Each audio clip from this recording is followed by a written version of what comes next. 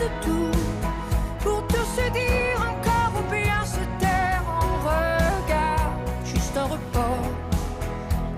Le but du jeu au cours de cette semaine du cerveau, c'est de vous faire connaître les avancées en matière de recherche sur cet organe pensant, c'est comme ça qu'on l'appelle. On parlera notamment avec vous, Laurence, de la maladie d'Alzheimer. Et on pourrait supposer que la maladie d'Alzheimer, ça se passe plutôt là-haut. C'est pas tout à fait ça. C'est ça qui est incroyable. On commence à prouver aujourd'hui que la maladie d'Alzheimer peut naître où? Dans nos intestins, dans notre microbiote intestinal, c'est-à-dire dans notre flore en fait. Et c'est une nouvelle étude publiée par Science Chine qui montre, les chercheurs ont évalué l'hypothèse selon laquelle la maladie d'Alzheimer commencerait dans l'intestin et pourrait être étroitement liée donc au déséquilibre de notre flore. Les chercheurs ont montré qu'en modifiant le microbiote intestinal grâce à une alimentation adéquate, à une supplémentation en probiotiques, eh bien, les fonctions cognitives des patients atteints de la maladie d'Alzheimer se sont améliorées. C'est donc une preuve qu'il existe un axe intestin-cerveau. On le savait pour les maladies comme la dépression, l'autisme, l'hypertension et l'obésité. Eh bien, preuve est faite aujourd'hui que la maladie d'Alzheimer peut se nicher dans nos intestins. Qu'est-ce que c'est du kombucha? Vous allez voir, le kombucha, c'est une boisson que l'on boit en Chine et en Russie et qui est issue d'aliments fermentés, en fait. Et ça se boit en thé, en tisane, culture de bactéries et de levures qui infusent. Culture de bactéries et de levures. Déjà bu? J'en ai pas encore bu parce que moi, ce qui est lacto-fermenté, j'ai un petit peu de mal.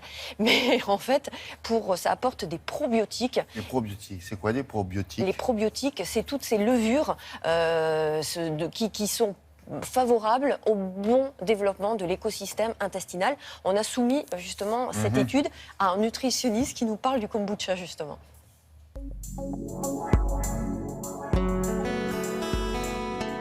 L'étude a mis en évidence, en apportant des probiotiques de qualité, ces probiotiques venaient améliorer à travers certains questionnaires les performances mentales chez des personnes qui étaient déjà atteintes effectivement de maladie d'Alzheimer.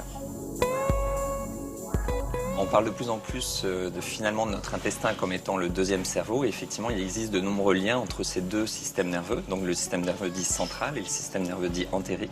Et ce qu'on sait, c'est qu'aujourd'hui, le microbiote, donc notre flore intestinale, va induire un certain nombre de productions de molécules qui vont agir directement sur le système nerveux central, et en l'occurrence au niveau de la maladie dite d'Alzheimer.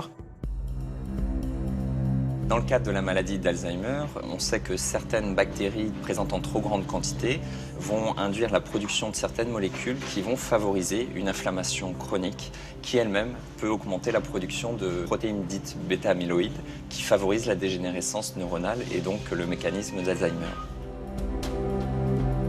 Aujourd'hui, donc, on essaie de moduler de plus en plus la nature de ce microbiote à travers la prise de probiotiques.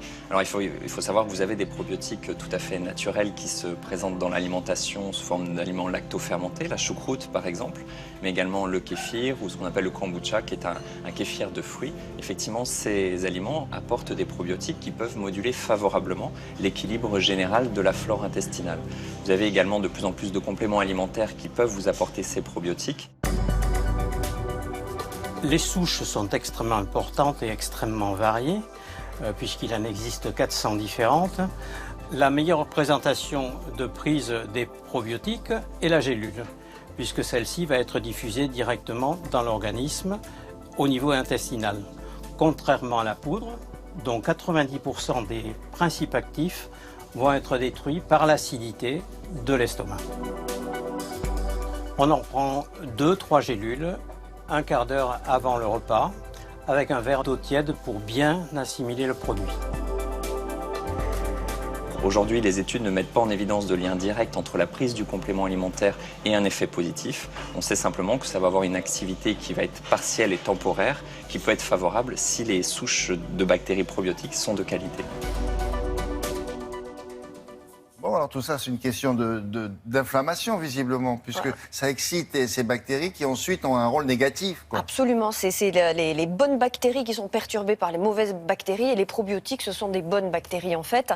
Et par quoi elle est perturbée, notre flore? Eh bien, c'est nos habitudes alimentaires, notre mode de vie qui ont été modifiés avec les pesticides, avec l'abus d'aliments transformer tout ce qui est transformé dans notre alimentation, qui apporte des conservateurs et des additifs. Et il y a aussi les antibiotiques qui sont vraiment néfastes, très très toxiques à notre flore intestinale. Il est donc important de se nourrir d'aliments peu transformés, une pratique qui réduit vraiment, on le sait aujourd'hui, par cette étude-là, le risque de développer une maladie neurodégénérative comme la maladie d'Alzheimer. Probiotiques. Alors, je regardais dans le dictionnaire. Ce sont des micro-organismes vivants, autrement dit des bactéries, d'accord, qui ajoutés comme complément à certains produits alimentaires comme les yaourts, par exemple, auraient un effet bénéfique sur la santé, d'accord ?